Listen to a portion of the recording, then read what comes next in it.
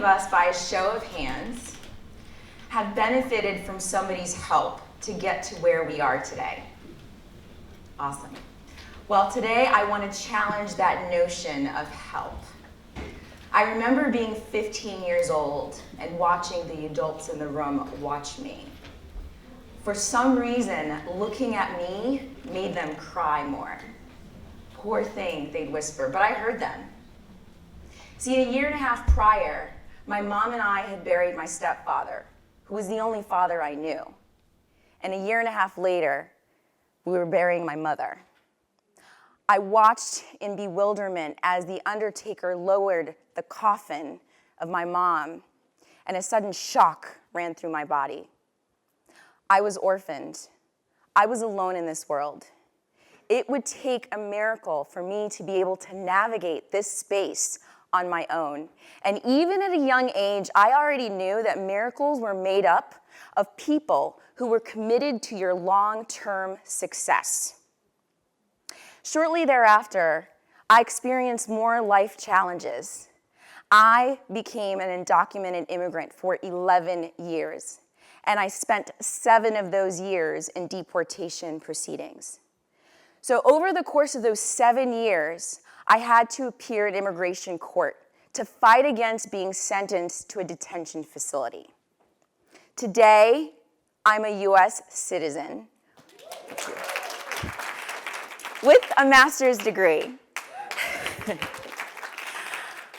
I have directed learning and development departments for Fortune 500 companies and tech companies globally for 8+ years.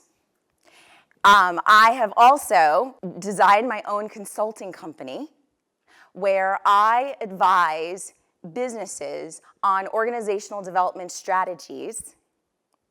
In addition to that, I offer and design professional development training such as intercultural communication skills. And I'm an author of my recently published memoir entitled Illegal Among Us. So just how did I get to go from where I was to where I am? I arrived at my destination when I stopped asking for help and sought investors in me. See, there's nothing wrong with asking for help, except that the person that offers the charity often determines its value. When we seek investors, we get to qualify and quantify our own worth. See, when we ask for help, what we're essentially saying is, something's wrong with me that I need you to fix. Where when we seek investors, we're saying, your support of me will have worthwhile returns for the both of us. I didn't get into boarding school because my benefactor, who happened to be a judge, took pity on a poor African girl, but because he saw himself in me. See, he too was once a young kid who had a dream of advancing in society through proper education. So the impact of the judge, my benefactor, investing in me rather than helping in me resulted in a long-term success, including the judge and his wife, the benefactor and his wife, even after his monetary contributions ended, he was still involved in my life. He and his wife were still involved in my life, including being part of my undocumented immigration journey. And an example of that was their involvement in allowing me and in supporting me in identifying an immigration attorney, my 6th immigration attorney, who allowed me to win my immigration case. Thank you. So, people don't just invest. In the process of people who don't just invest in you, what ultimately happens is when people invest in you initially, it opens up the doors for a multiplying effect where more people invest in you. So the result of that initial investment from my benefactor was that other people were interested in investing in me, including colleges and universities, who took an interest in providing me with private school scholarships so that I could obtain my bachelor's degree and my master's degree. In addition to broadening my horizons with those degrees, I leveraged my education by studying immigration law and immigration policy so that I could act as a checks and balance for my first immigration attorney who was incompetent in handling my case. People don't just invest in ideas. They rather invest in people with ideas. So all the various hands that were instrumental in allowing me to maneuver through society through the gift of education did so because I did one thing. I communicated my vision. I shared my ideas by speaking publicly, by authoring articles and a book, and by being involved in the implementation of policy. Secondly, when the immigration judge went on a crusade, a vendetta, to demoralize me with his taunting words, he said, and I quote, "You're an awful human being. You deserve to be deported." I maintained my composure. In spite of the incessant doubts and fears that plagued my mind, I refused to appear downtrodden.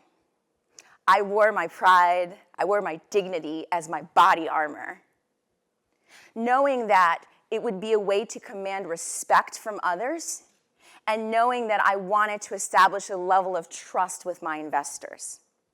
Thirdly, when opportunities presented themselves, I was always prepared with a plan.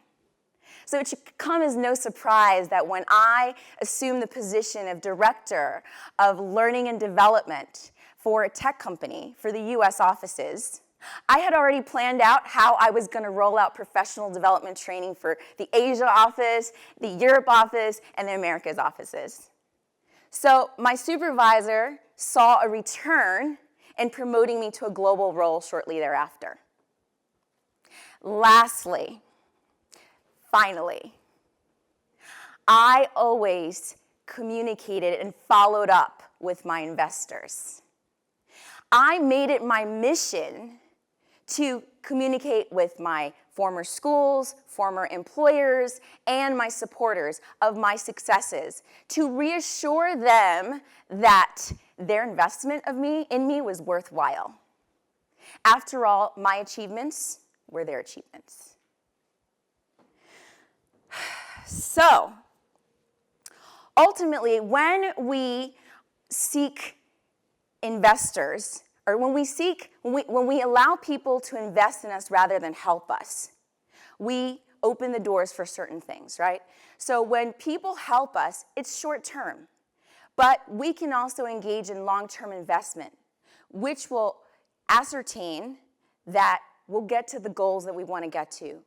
However, we have to communicate the vision, and we have to have a drive that we can see through and through. When we do the latter, what it ensures is a positive impact, not just for the beneficiary, but for the benefactor as well.